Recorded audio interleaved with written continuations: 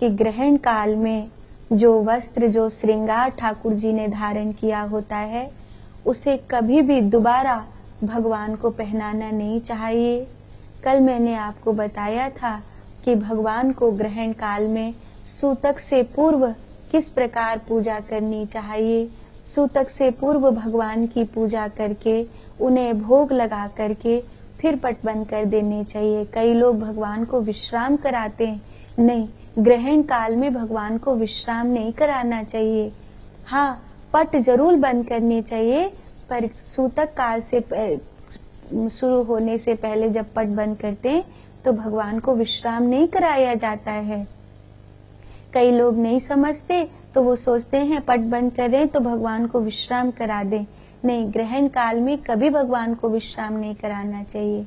जो श्रृंगार उन्होंने पहना है, जो वस्त्र उन्होंने पहने हैं, उन वस्त्रों में, उन श्रृंगार में जो गेरू के छापे हैं वो लगा देने चाहिए, दूर्वा फंसा देनी चाहिए, तुलसी फंसा देनी चाहिए, ताकि ठाकुर जी हमारे सूतक काल में और ग्रहण काल में, और उसके बाद जब ग्रहण काल पूरा हो जाए तो ग्रहण काल के बाद मंदिर को स्वच्छ करने के पश्चात जब भगवान को स्नान कराया जाता है, नए वस्त्र पहनाए जाते हैं, तो वो दूर्वा, वो कुशा, वो गेरू, वो तुलसी पूरी तरह से घर से बाहर कर देते हैं।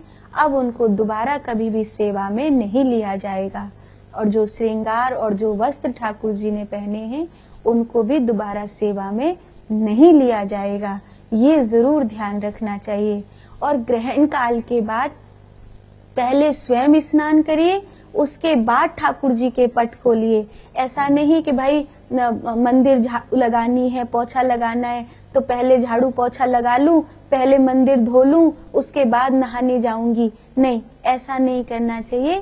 पहले स्वयं स्नान करके स्वच्छ वस्त्र धारण करो, उसके बाद ठाकुर जी के जब पट खोलोगी तब ठाकुर जी के मंदिर में स्वच्छता के लिए जो धुलाई करनी है, जो पुछाई करनी है, जो भी वहां पर स्वच्छ मंदिर को करने के लिए करना है, चाहे आपको ये लगे कि कपड़े गीले हो जाएंगे, गंदे हो जाएंगे, जो होना है वो हो, पर आपको स्वयं स्नान करने के बाद ही ठाकुर जी के पट खोलने हैं और उसके बाद मंदिर स्वच्छ करना है।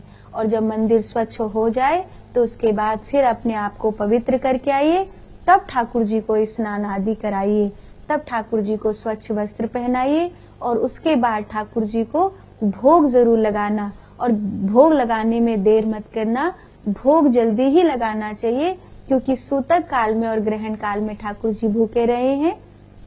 इसीलिए भोग लगाने में स्नान के बाद, वस्त्र पहनाने के बाद देर नहीं करनी चाहिए। ये जरूर ध्यान रखना चाहिए।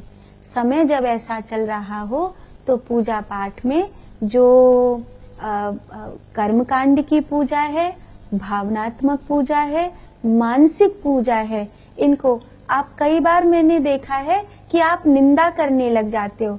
अगर आप कर्मकांड की पूजा करते हो तो जो मन से पूजा करते हैं उनकी निंदा करने लग जाते हो, और जो मानसिक सेवा कर रहे हैं, जप कर रहे हैं, ध्यान कर रहे हैं, वो लोग कर्मकांडी की निंदा करने लग जाते हैं। निंदा मत करो। सब अपने अपने आधार पर अपनी अपनी ठाकुर सेवा कर रहे हैं। कोई ध्यान लगा सकता है तो कोई भगवान का श्रृंगार कर सकता है, कोई नाम जप कीर्तन बना सकता है तो कोई नाम जप को साधना बना सकता है। ये तो सबकी अपनी अपनी स्थिति की बात है ना। इसीलिए कभी किसी भक्त को दूसरे भक्त की, ज्ञानी की, कर्म की, योग की निंदा नहीं करनी चाहिए। निंदा कपट की खटाई है और निंदा संशय के बीज है, निंदा पाप की जड़ है। ऐसा ध्यान रखना चाहिए।